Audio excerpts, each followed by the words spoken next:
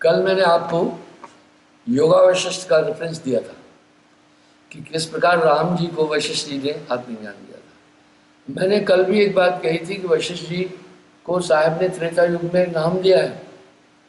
अब आप उनका स्टेटमेंट सुनेंगे तो आपको खुद ही अनुभव होगा। हे रघुनंदन, आत्म तत्व सर्वात्मा के रूप में सर्वथा स्थित रहता है, वो चेंज नहीं होता है। उसमें जब मन की शक्ति सफलित होती है तब जगत ब्रह्म उत्पन्न होता है। देखा, तब जगत की उत्पत्ति होती है। कहत कबीर सुनो भाई साधो, जगत बना है मन से।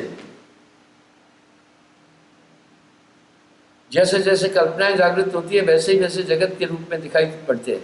हे कौशल नंदन, महापुरुषों ने अज्ञानियों के बोध निमित्त संसार में नाना भांति के संकल्प जाल कहे हैं, किंतु भ्रम जालों की आत्मा में कोई स्थिति नहीं है।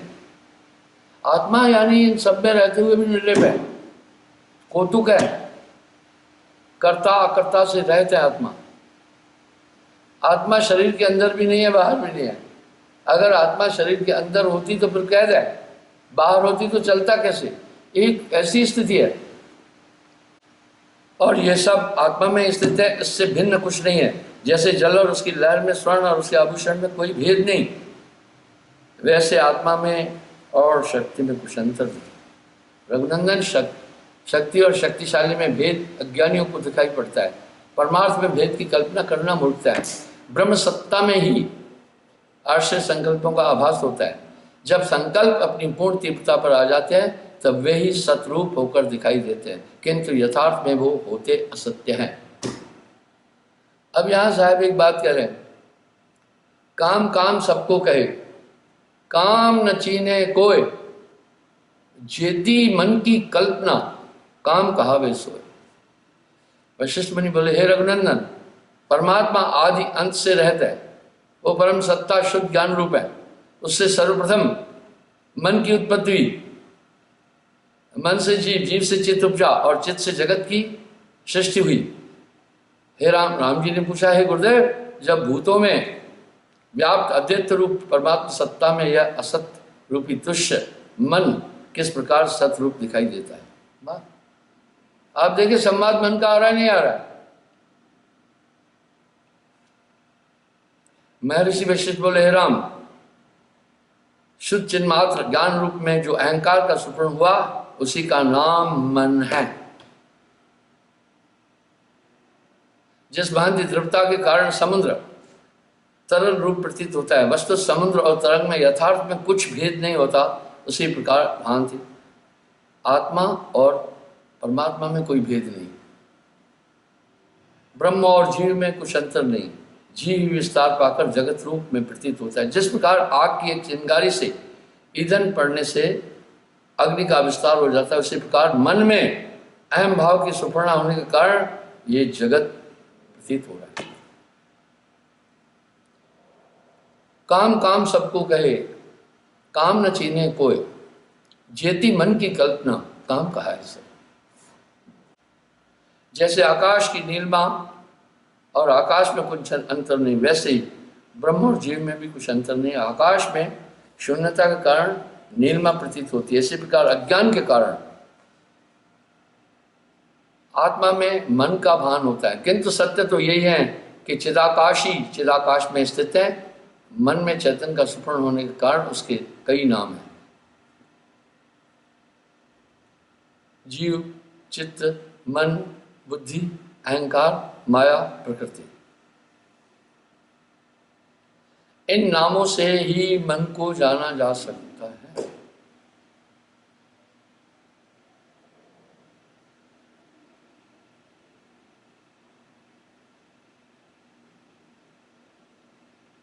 जीव में जब वृथा अधिक पंचभूतों का मिश्रण हुआ तब ही एक अणु के रूप में स्थित हुआ। तत्पश्चात चित्त के संवेदन से जगत की रचना हुआ, चित्त से। इसलिए राम जी ने एक प्रश्न में एक जगह प्रश्न किया, जगत दुखों में है। वशिष्ठ जी ने कहा, हे राम, तुम किस जगत की बात करते हो? जगत हुआ ही नहीं है, ये तुम्हारे मन की सुफर्ण है। तुम मन का निरोध करो, जगत खत्म हो जाएगा।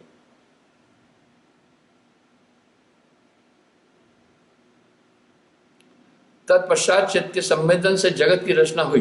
देखो जगत चित्त से हुआ कि नहीं? आपको याद है मेरी माँ है, मेरा भाई है, अगर चित्त नहीं होता तो मामला खत्म है। ये सब मन की अंग है, ये अज्ञान है। यह समझ सृष्टि 5 भूतों में उपजी है। वे पंचभूत इस प्रकार हैं: पृथ्वी, जल, अग्नि, वायु और आकाश।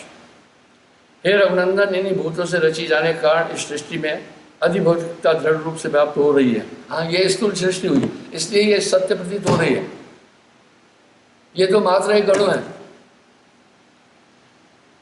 इसलिए पार्टी लिख, गॉड पार्टी लिख, वो भी यही बात कह रहे हैं कुछ।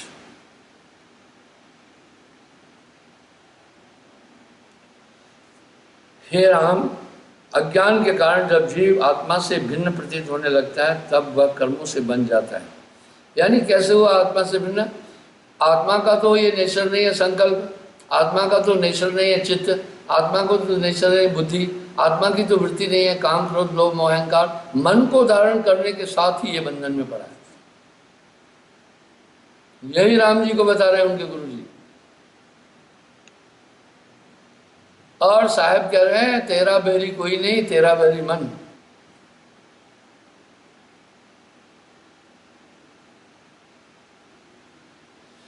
जल शीतलता के कारण अपने द्रव्य रूप को त्याग कर ठोस बर्फ का रूप ग्रहण कर लेता है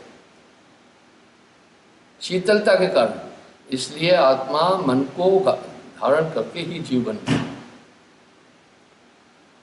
बंध दशा में जीव है, मोक्ष दशा में पीव। कहे कबीर धनराज से, यही जीव यही पीव।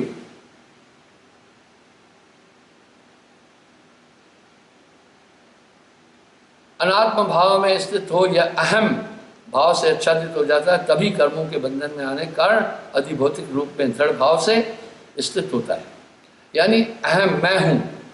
इसलिए मैं कई बार हवाला दिया, तू मैनू मार मुका बनिया, मैं करता हूं व्या। पर साहब ने ये टीका है, संस्कृत के शब्दों की टीका है जो मैं आपके सामने प्रस्तुत कर रहा हूँ। साहब ने एक सर्वकालिक भाषा का प्रयोग किया है जो हर काल में हर आदमी समझ सकता है। इस समय देश में 1% आदमी संस्कृत समझते हैं सर, 1 से 2%, मुश्किल से। मेरे शोध बड़े प्रैक्टिकल है। मेरे शोध ऐसे हैं, मैं देश की सब राजधानियों में जाता हूँ, सत्संग हर महीने देता। अभी थोड़ा स्टॉप कर दिया है। बम्बई, कलकत्ता, लखनऊ, पटना, दिल्ली, चंडीगढ़, भोपाल, अहमदाबाद, रायपुर आदि। मैं प्रैक्टिकल शोध कैसे करता हूँ? वहाँ लोगों से पूछता हूँ। हजारों लोग बैठे होते हैं कि भाई जो इस चीज से सहमत है हाथ खड़ा करो। उदाहरण के लिए मेरे शोध बड़े यूनिक हैं। जब आदमी स्त्री को मारता है, ठीक नहीं है ये। अगर मैं पूछूं जिसने अपनी औरत को मारा हाथ खड़ा करो, कोई नहीं करेगा। मैं कैसे पूछता हूं? जिसने अपनी औरत को कभी नहीं मारा वो हाथ खड़ा करो। तो जो बैठे हुए में से 10-5 बड़े गर्व से हाथ खड़ा करते हैं। मैं बोला इसका कारण है, या तो तुम्हारी स्त्री का तुम पर आच्छादन है, तुम उससे डरते हो, या तो तुम्हारी स्त्री परम चैतन्य है, वो तुम्हारे विरुद्ध नहीं चलती, बोलिए, या तो तुम पिछलगू हो। ऐसा बड़ा कम होता है। इंसान अपने विचारों से फाइट करता है, इसलिए हम दूसरे के विचारों से दीर्घ काल तक बंधे नहीं रह सकते हैं। जब भी कोई आदमी मुझे आकर कहता है काम खोलना है पार्टनरशिप में, मैं कहता हूं ना, पार्टनरशिप में मत जाना, नुकसान है। तो बंधुओं, इस तरह मैं लाइव शोध करता हूँ। फिर मैं कभी कभी जब आदमी औरत को मारता है तो स्त्री भी अपने बचाव के लिए डिफेंसिव हो जाती है। पहले वो ऑफेंसिव है, वो भी हाथ पांव चलाती है, वो भी प्रतिकार करती है, मारते हैं। अगर मैं किसी से पूछूं जिसने औरत की मार खाई, हाथ खड़ा करो, एक भी नहीं करेगा। अब मैं ये पूछता हूं कैसे? भाई जिसको औरत ने कभी नहीं मारा, चाहे एक थप्पड़ चाहे एक दूसरा लात धक्का मुक्की, हाथ खड़ा करो। तो 100 में से 1-2% आदमी होते हैं। ऐसा शोध कोई नहीं करता।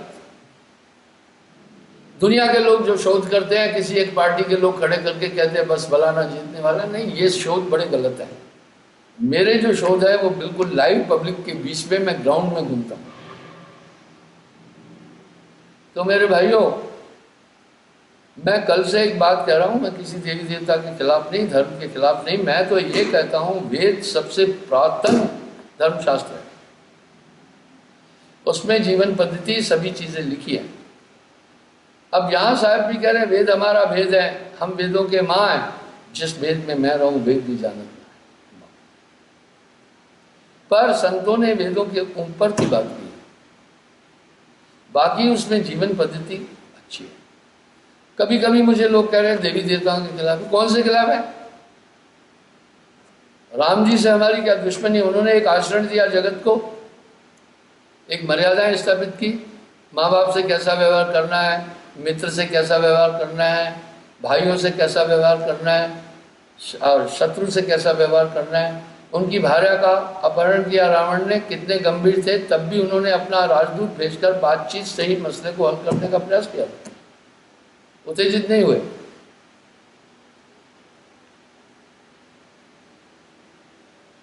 रघुवर का अति भीर स्वभाव, अपराध पर कोह न काऊ। तो हम उनके खिलाफ नहीं, न तो मैं कहीं रावण के कुल से हूं, न हम कृष्ण जी के। बस यूं है, हम ये कहते हैं ये निरंजन तक जा रहे हैं, बस मसला यहां है। अब साहब भी तो यही बात कर रहे हैं ना, हम साहब की तो बात बोल रहे हैं। गण गंधर्व ऋषि मुनि और देवा सब मिलकर हैं काल की सेवा, पीर पैगंबर कुतुब औलिया, काल निरंजन सबको दे। देव आचरण पर हमारा हमला नहीं, हम कोई राक्षस कुल में पैदा नहीं हुए, पर उनकी सीमाएं हैं, उनकी परिधियां हैं। निंदा निंदा सब कहे, निंदा न जाने कोई, जैसे को तैसा कहे, सो भी निंदा न होए।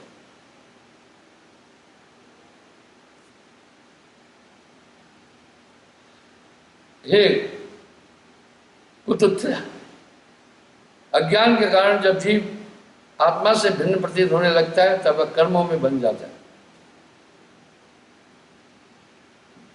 जल शीतलता के कारण अपने द्रव्य रूप को त्याग कर ठोस बर्फ का रूप ग्रहण कर लेता है। उसी प्रकार जीव भी अनात्मा में भाव में स्थित तो अहम भाव से आच्छादित हो जाता है, तब वो कर्मों के बंधन में अधिभौतिक रूप में दृढ़ भाव से स्थित होता है।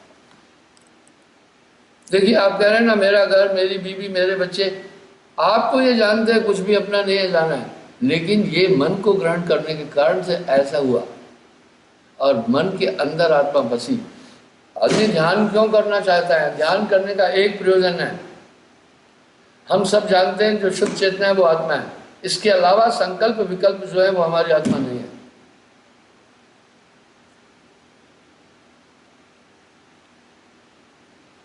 कर्म संकल्प से उत्पन्न होते हैं और संकल्प मन से उत्पन्न होते हैं। देखा, मन की तरंग मार दे, बस हो गया भजन, आदत बुरी सुधार ले, बस हो गया भजन। मैं जब नाना शास्त्रों का रेफरेंस लेता हूँ, मुझे एक भक्त ने कहा साहब जी आप उनका रेफरेंस नहीं दिया करो, नहीं तो लोग उस तरफ झुकेंगे। मैंने बोला नहीं, अच्छाई तो हर जगह से उठा लेना चाहिए। मैं कह रहा हूँ अतीत में बहुत कुछ अच्छा भी था, अतीत में बहुत कुछ विरुद्धात्मक था, वर्तमान में भी बहुत कुछ अच्छा भी है, बहुत कुछ अनात्मक भी है। वर्तमान और अतीत का सामंजस्य बिठाकर हमें आगे बढ़ना। कर्मों से ही जन्म मरण हानि लाभ आदि दुख सुख उत्पन्न होते हैं। नाना प्रकार के विकार जो जीव को त्रासित करते रहते हैं, वो सब कर्मों से ही उपजते हैं। सत्कर्मों से अच्छे फल की प्राप्ति होती है और कुकर्मों से बुरे फल की प्राप्ति होती है। अब यहाँ साहब क्या करें, पाप पुण्य यह दोनों बेड़ी, एक लोहा एक कंचन कीरी। हे राम जी, सारी सृष्टि का कारण मन ही को समझो।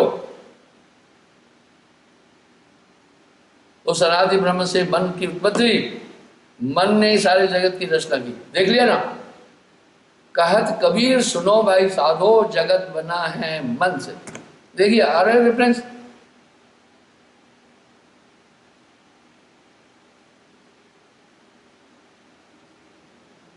मन के द्वारा रचे जाने के कारण जगत असत्य है, क्योंकि मन कोई स्थूल पदार्थ है, उसका कारण भी कोई नहीं। महर्षि वशिष्ठ बोले, राम सृष्टि के आदि कारण मन की, ब्रह्म से मन की उत्पत्ति हुई। देखा साहब, मैं कहता हूं पांचवा पुत्र है मन, संकल्प रूप, और उसी से संपूर्ण जगत उत्पन्न हुआ। आत्मा में भेद की कल्पना करना मूर्ख है। मन के संकल्प के अनुसार ही सारे जगत में भाव अभाव की रचना हुई।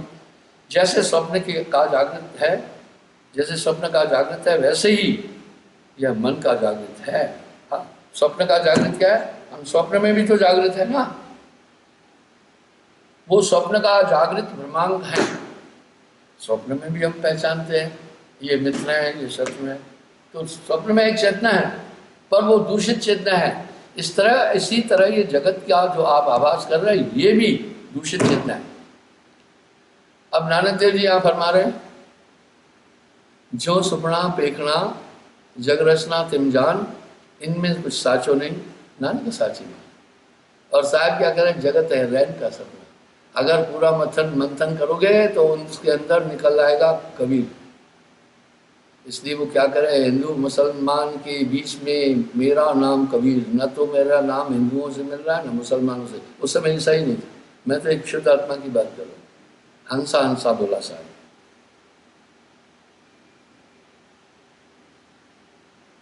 हे राम, सृष्टि के आदि कारण उस सत्ता से मन की उत्पत्ति हुई। मन संकल्प रूप और उसी से संपूर्ण जगत उत्पन्न हुआ। मैंने गेटे का रेफरेंस कई बार दिया। ये जगत तो तुम्हारे चित्त की कल्पना है, यही राम जी भी बोले, राम जी को बोले। गेटे कह रहे, I tell you what is man supreme vocation, before me no world, it's my creation, it was I who record the sun out from sea and moon began changefully course with me. मुझसे पहले कुछ नहीं था, ये मेरे आभास के कारण जगत हो रहा है। और आपका आभास इंद्रियों से है, आपका आभास मन बुद्धि चित्त अहंकार से है, इसलिए जगत बना है मन से। टेक्निकल बातें साहब ने बोली है, लोगों ने उनको क्या बना कर रखा, एक जाहिल अनपढ़ फलाना ठिकाना, उन पर पीएचडी हो रही है। क्या उन पर पीएचडी बड़े बड़े विश्वविद्यालयों में कबीर साहब के नाम पर पीएचडी हो रही है, नानक देव जी के नाम से हो रहे हैं?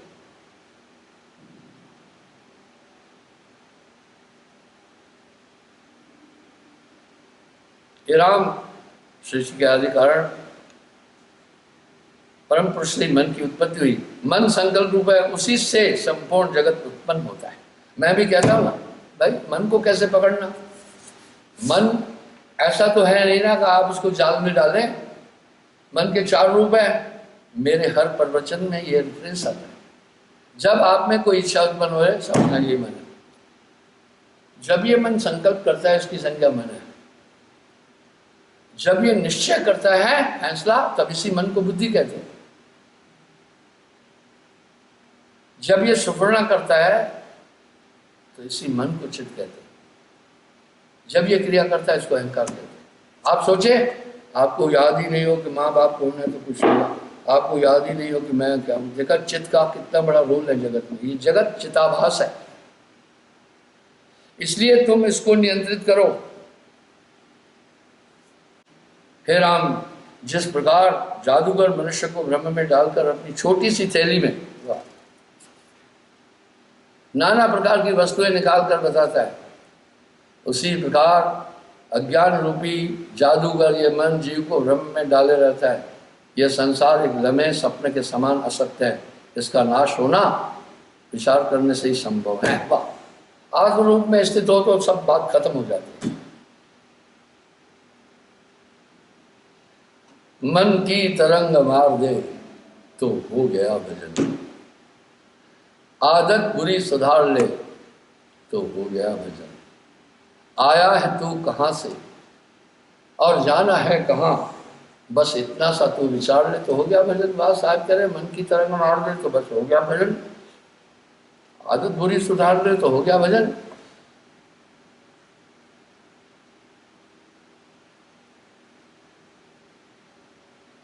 आत्मा आदि और अंत से रहता है। वाह, जिसका स्टार्ट नहीं है, जिसका स्टार्ट है उसका एंड हो। यही परमात्मा का भी हो।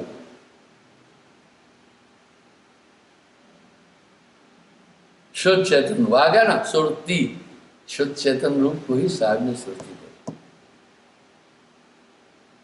चित्त चेतना का ही लक्षण है, उसी से जीव की उत्पत्ति हुई। उसी जीव में जब अहंकार भाव उत्पन्न हुआ तो इंद्रियां उत्पन्न होती हैं, इंद्रियों से देह भाव दृढ़ हो जाता है। बस इस दृढ़ता के कारण जगत का विस्तार होता है। हे रघुनंदन, जिस प्रकार देह बिना कर्मों की सत्ता नहीं, उस प्रकार मन बिना चित्त का भी कोई सत्ता नहीं है।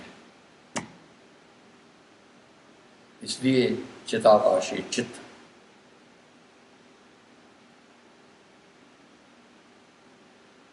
चित्त और मन में भी कुछ अंतर नहीं होता, चित्त ही देह में भी कुछ, चित्त और देह में कुछ अंतर नहीं।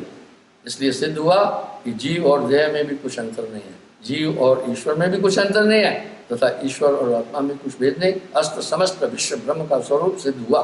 दो वस्तुओं की कल्पना करना अज्ञानता का सूचक।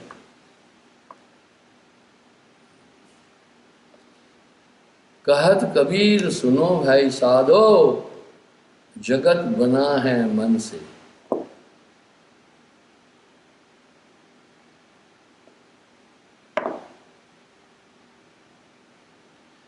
हे रघुनंदन, जिस प्रकार एक दीपक से अनेकों दीपक प्रज्वलित हो जाते, उसी प्रकार एक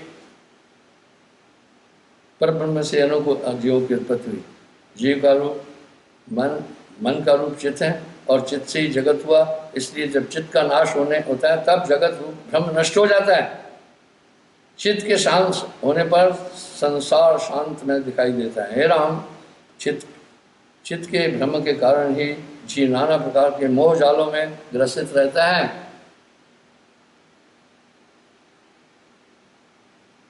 देख लिया, बचपन में जिस तरह एक बालक वह अनेक भांति की क्रीड़ाओं से करता है, यौन अवस्था प्राप्त होने पर वह काम, क्रोध, लोभ, मोह आदि से ग्रसित होकर तरह तरह के विषय भोगों का सेवन करता है। बच्चा नहीं करता। अब आगे देखो, वृद्धावस्था प्राप्त होने पर उसे नाना प्रकार की चिंताएं सताती रहती हैं। वह इच्छानुसार भोग न भोग सकने के कारण प्राय दुखी रहता है। तदुपरांत जब उसकी आयु समाप्त हो जाती है तो वह मृत्यु को प्राप्त होकर अपने कर्मों के अनुसार स्वर्ग और नरक की प्राप्ति करता है। हे राम, ये सब मन का खेल है। कितना साफ है? आपको संशय है? मैं इस समय 313 पृष्ठ पढ़ रहा हूं, अब पढ़।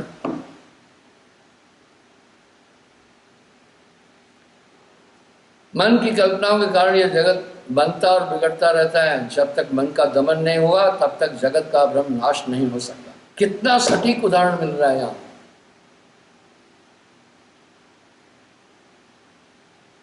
अब वशिष्ठ मुनि के पास राम जी क्यों पहुंचे?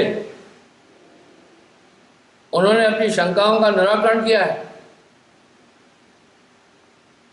जब ये बातें बोलो तो लीला बोलेंगे। कितना वशिष्ठ मुनि साफ बोल रहे। आप कहो, मैं आपको दिखाऊंगा। कबीर सागर के ज्ञान सागर में आप जाना, सर्वज्ञ सागर में, वहां उन्होंने साफ साफ कहा। मैं उसका भी हवाला देता हूं।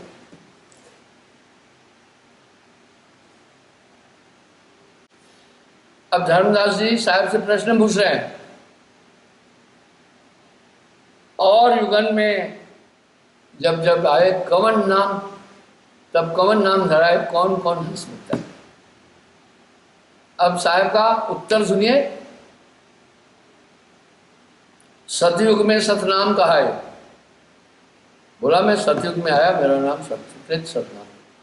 त्रेता नाम मुनीन्द्र धराए, द्वापर में करुणामय कहलाए, कली में नाम कबीर धराए, युगन युगन हम यहाँ चले आए। अब इसकी मैं पुष्टि करता हूं, जब दुनिया से गए तो बॉडी नहीं थी, ऐसा कौतिक इस ब्रह्मांड में कोई दिखा? सतयुग 4 हंस मुक्त आए, सतयुग में 4 प्रथम राय मित्र नहीं आए, 300 शब्द स्वर्ण चितलाए,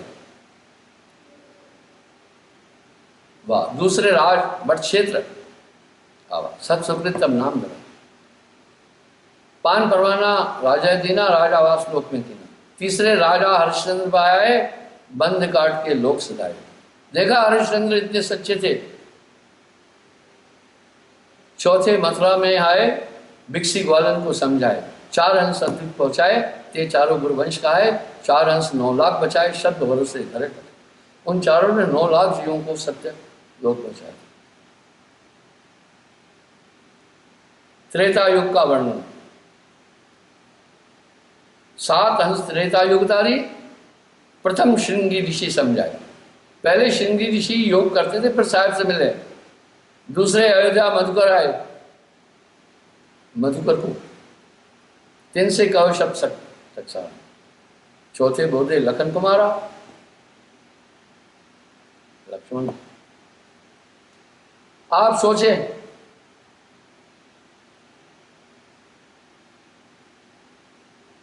रावण के पुत्र को कोई नहीं मार सकता, उसकी कंडीशन थी, लक्ष्मण नहीं मार सकता, राम जी नहीं मार सकते।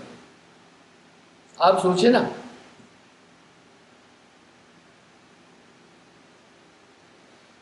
पंचमे चल रावण लगे हो, कहाँ भेंट मंदोदरी से भयो, गर्मी रावण शब्द न माना, मंदोदरी शब्द पहचाना। छठे चल वशिष्ठ लगाए, ब्रह्म निरूपण उन्हें सुनाए। बोला छठा मैं वशिष्ठ के पास आया, नहीं जाना। सत्य जंगल में की वासा, जहां मिले ऋषि दुर्वासा। दुर्वासा जी एंड ऑफ द त्रेता में हुए और फर्स्ट ऑफ द द्वापर में हुए। आप देखें, फिर द्वापर के जीवों का दिया, कलयुग का दिया, ये कुछ प्रमाण मिलते हैं। मैं ये कहना, मैं अपनी बात स्थापित करने के लिए आपको नाना प्रकार के प्रमाण दे रहा हूं। मन की कल्पनाओं के अनुसार यह जगत बनता है और बिगड़ता रहता है। जब तक मन का दमन नहीं होगा तब तक जगत ब्रह्म का नाश नहीं हो सकता। आप विचार करें, जब मैं साहब की बात कर रहा हूं तो कुछ मुझे नास्तिक कहेंगे ही, क्योंकि जब साहब ने बात की तो उनका कितना विरोध हुआ था। पर भाई कबीर साहब ने हर बात बोलने के बाद ये तो कहा, कहत कबीर सुनो भाई साधो,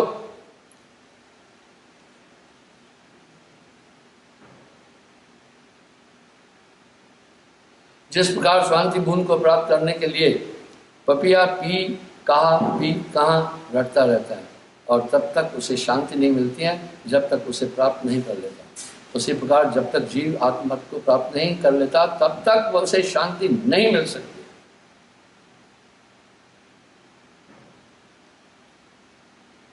अब यहाँ साहब एक बात कह रहे हैं, पलट वजूद में अजब विश्राम है, वही मौजूद तो समझ रहे। आत्म पद की प्राप्ति के उपरांत जीव का जगत भ्रम नष्ट हो जाता है। हे रघुनंदन, मनुष्य को चाहिए कि अपनी समस्त अभिलाषाओं का त्याग कर दे। त्याग में अज्ञानता से कष्ट की भ्रांति होती है। हाँ, अज्ञानता के कारण त्याग करने में दुख लगता है, जबकि वो त्याग तो आनंदमय है। जैसे औषध ग्रहण करने में कड़वी लगती है, पर यथार्थ औषध तो आनंद देने वाली है। इसी तरह राम जगत त्यागने में दुख होगा, क्योंकि मन कहेगा ये बीबी मेरी, ये बच्चे मेरे, ये घर मेरा, मेरा भविष्य क्या? तेरा भविष्य मौत है। कुछ कह रहे हैं हम भविष्य को बना रहे हैं, कौन सा भविष्य बना रहे हो? तुम्हारा भविष्य मौत है, ये निश्चित है कि मर जाओगे, तो बस वो बनाओ कि मौत से बचो। ये है क्या आपका भविष्य? कि बहुत बड़ा काम करके कोई ऑपरेटर बन जाना, कोई इंजीनियर बन जाना। मैं इसका विरोध नहीं करता हूँ, जीवन यापन के लिए जरूरी है, पर ये तुम्हारा फ्यूचर नहीं बन रहा है, क्योंकि तुम्हें भय है, तुम मरोगे, जरूर मरोगे। आए सुलग जाएंगे, राजा रंग बदले, राम गया रावण गया जिसका बहु परिवार, वाह सब गए।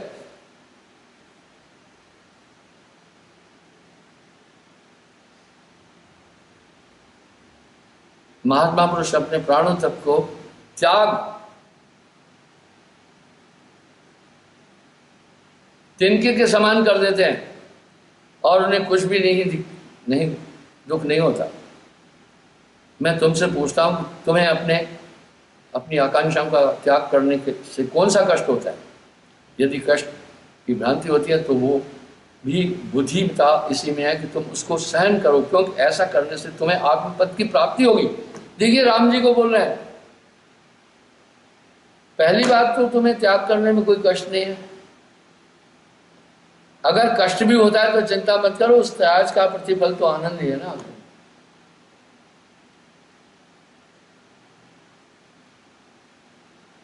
त्याग का प्रतिफल तो आनंद ही है।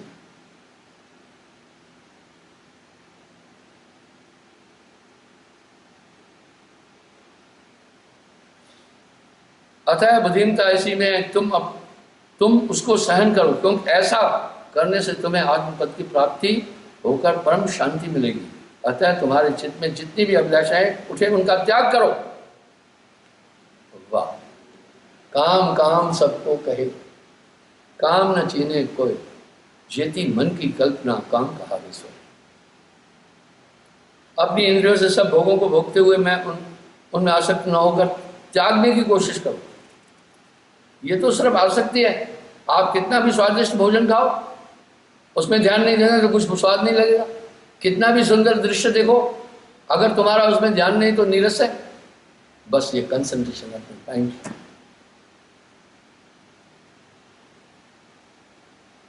इसलिए भोगों का त्याग कर दो। त्यागते समय भी चित्त में त्यागने का भाव न रहने पाए, यथार्थ में त्याग में और ग्रहण करने का विकारी मन में न रहना चाहिए। वाह, प्राप्त और अप्राप्ति दोनों समान। जब तुम्हारे चित्त की वृत्तियां इस प्रकार स्थित हो जाए तभी तुम आत्ममत की प्राप्ति कर सकोगे। वाह, आत्म तत्व को न जानने वाला ही सदैव बंधन में रहता है, और जो आत्म तत्व को जान लेता है वह बंधन मुक्त होकर मोक्ष की प्राप्ति करता है। मैंने एक उल्लेख योगावशिष्ठ का कई बार बोला, इसी ग्रंथ में। जब वशिष्ठ ने कहा, हे राम, आत्मज्ञान के बाद मनुष्य मोक्ष बंधन रहित होता है, मोक्ष की प्राप्ति करता है।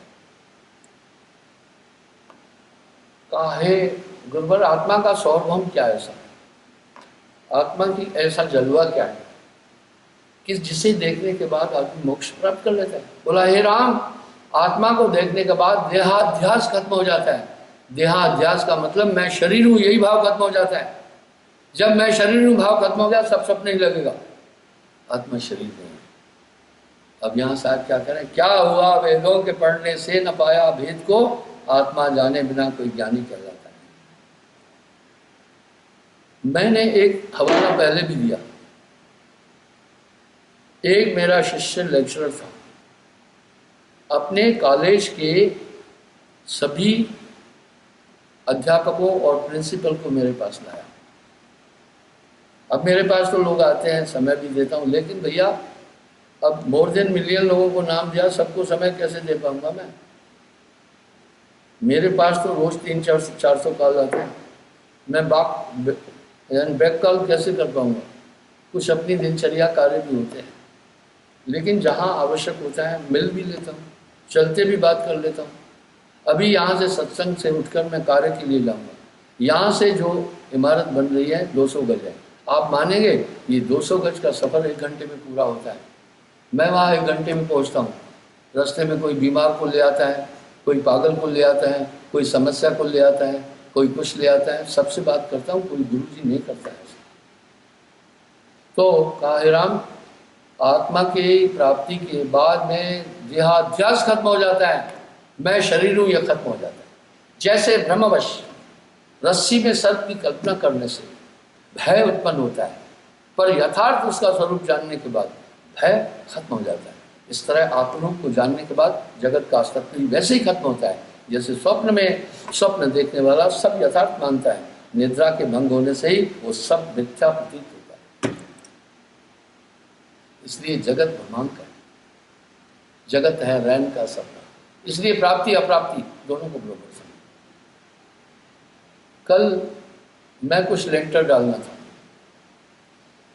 तो आज बहुत भीषण बरसात हुई, सुबह नहीं कर पाएंगे। तो एक आदमी का गुरुजी बड़ा नुकसान हुआ। मैं क्या नुकसान हुआ, आज नहीं पड़ा कल पड़ जाएगा, कौन सी बड़ी बात है।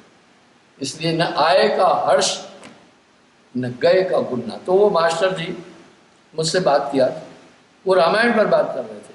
अवध में अवधी भाषा चलती है, अवधी भाषा का मुझे अच्छा ज्ञान है। पिछले 52 साल से अवध में मेरा गुरु स्थान भी अयोध्या जी से 15 किलोमीटर पर है। जब 52 साल रहा मैं वहाँ अवधी में ही सत्संग करता। उन्होंने मुझे क्या बोला, कबीर एक अनपढ़ था, जहाँ से आया बोला गोस्वामी जी की वाणी कितनी सुंदर है। मैंने कहा हे भद्र, मैं आपका अपमान नहीं करना चाहता, आप मेरे आतिथ्य के रूप में आए। मुझे एक बात बताएं, गोस्वामी जी ने रामायण लिखकर जगत का कल्याण किया, परंपराएं धर्म क्या है ये समझाया। लेकिन गोस्वामी जी सिर्फ एक भाषा के ज्ञाता थे, अवधी। रामायण हिंदी नहीं है, रामायण अवधी है। अवधी को समझने वाले अवध के अलावा नहीं है। इसलिए पंजाब में भी रामायण का प्रचलन नहीं है। हिंदी भाषी देश राजस्थान में भी उतना प्रचलन नहीं है, महाराष्ट्र में नहीं है, मैं जाता रहता हूँ, बेंगलोर में भी मेरा आश्रम है, कर्नाटका में नहीं है, आंध्र प्रदेश में नहीं है, क्योंकि अवधी भाषा एक लोकल भाषा है, उसको लोग नहीं समझते। लेकिन कबीर साहब के पास भाषाओं का कितना ज्ञान था। लोग हिंदी बोलते हैं, मैं कहता हूँ हिंदी बोलना आसान नहीं है। वही हिंदी शुद्ध बोल सकता है जो 5 भाषाओं को जानता है, बाकी रटे रटाए शब्द बोल सकता है। हिंदी का धातु है 5 भाषाएं, संस्कृत, अवधी, पूर्वी, ब्रिज और उर्दू। पंचग्रंथी इन 5 भाषाओं को मिश्रण करने से हिंदी बनती। 3 साल में संस्कृत भी पढ़ा,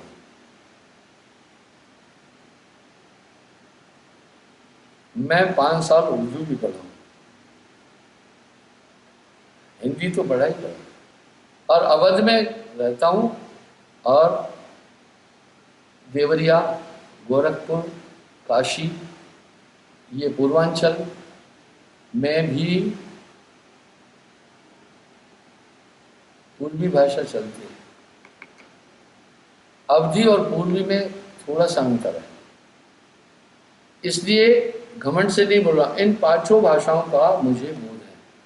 ब्रिज, हमारे मध्य प्रदेश में भी ब्रिज भाषा चलती है, झांसी में, ललितपुर में, ग्वालियर में, सागर में। तब यानी कबीर साहब का ज्ञान व्यापक था। इसका प्रभाव बताता हूँ, मैं गोस्वामी जी को बोला नहीं बोल रहा हूँ। कबीर साहब की वाणी का प्रभाव पूरे भारत में है। महाराष्ट्र में जाओ तो वहां भी, कर्नाटका में जाओ वहां भी, गुजरात में जाओ तो पूछो ही मत, बिहार में तो कहना ही क्या है, पंजाब में तो बात ही छोड़िए। मैं पूरे देश का भ्रमण करता हूँ, लबों पर हर घड़ी साहिब तुम्हारा नाम रहता है, सफर है जिंदगी मेरी, सफर में काम रहता है। पानी चलता भला साधु रमता। मैंने उस सज्जन को समझाया कि आप जैसे भद्र व्यक्ति के लिए ऊंचा शब्द बोलना उचित नहीं है। आप कह रहे हैं अनपढ़ जाहिल था। तो बंधुओं, इस तरह केवल ज्ञान कबीर का विरल जन जाना, साहब ने बड़ी गहरी बातें बोली। क्षमा चाहूँगा आज थोड़ा आपका अधिक समय ले लिया, कल पुनः मैं हाजिर हो जाऊंगा। साहेब।